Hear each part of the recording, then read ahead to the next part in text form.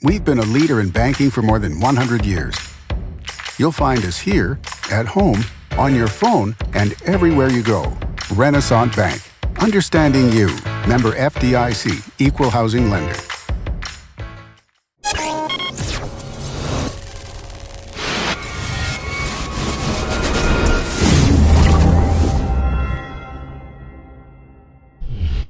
Sponsored by Renaissance Bank.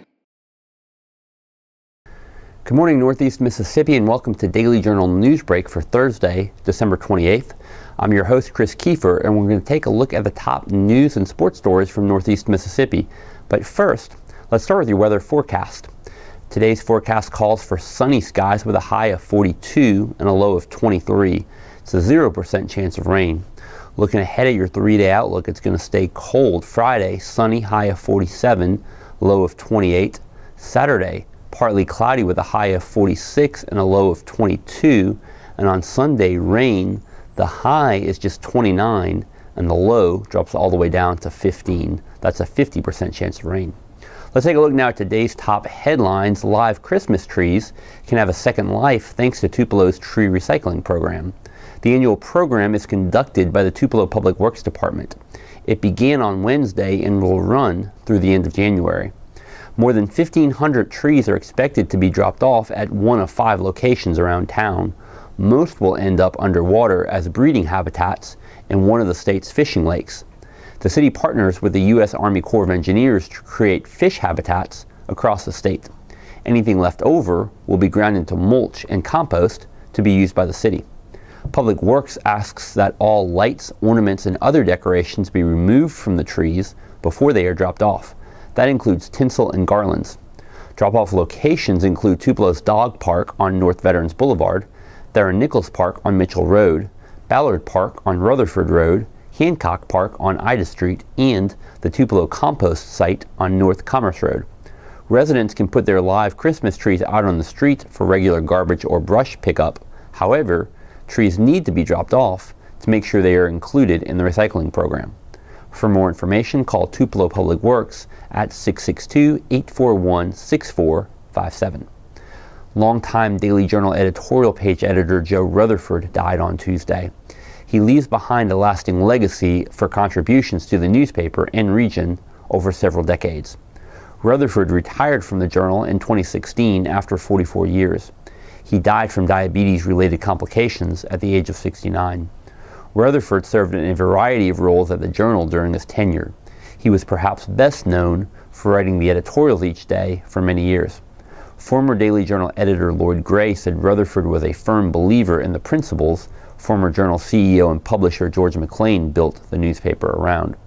He said Rutherford was the epitome of what the Journal was all about. Apart from his professional commitments to the Journal, Rutherford was active in the community. He was a member at First Presbyterian Church and served on the fellowship committee. He was also involved with the Boy Scouts.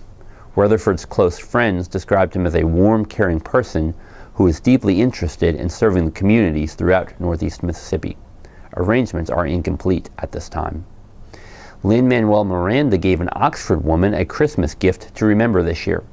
Kathy Herbert won a trip to London to see the hit musical Hamilton.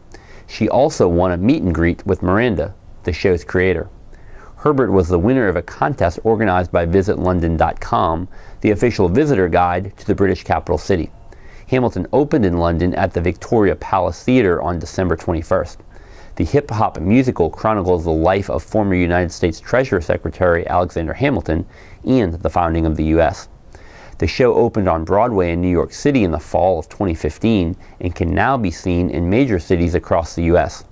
The London production is the first overseas run for the immensely popular musical. Herbert and her husband John went on the trip together. Kathy called the trip a dream come true and said Miranda was friendly. He even called her 3 daughters to say hello.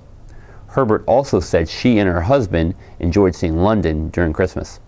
And in sports, Mississippi State wide receiver Jesse Jackson is enjoying a breakout junior season. Coming into this year, the former 4-star recruit had hauled in only 1 pass over his first 2 seasons. That was a 7-yard reception against Kentucky last year. However, things have changed in a big way this year. Entering Saturday's bowl game, Jackson currently leads the Bulldogs with 24 grabs for 238 yards.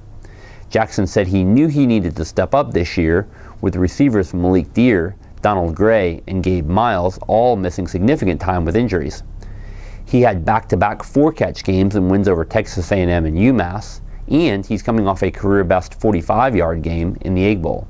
Since then, head coach Dan Mullen and receivers coach Billy Gonzalez have left for Florida. Jackson said he and the rest of the wideouts are doing the best they can to limit the distractions of all the changes as they prepare for Saturday's game. They will take on Louisville in the TaxSlayer Bowl in Jacksonville. Kickoff is at 11 a.m. And that does it for Newsbreak on this Thursday. Don't forget that this show is just one of the many online offerings courtesy of the Daily Journal that gets you news off the page and on the go. Check out the Memo podcast for the latest on news and entertainment in Northeast Mississippi. On Wednesday, we re-aired a lengthy interview we did with Joe Rutherford shortly before his retirement in 2016. You can hear that in Apple Podcasts, Google Play, or at memo.djournal.com. And each story discussed on Newsbreak can be found in your Daily Journal or online at djournal.com, where you can also catch a new episode of Newsbreak each weekday morning at 7 a.m. Thanks for joining us. I'm Chris Kiefer. Have a great Thursday.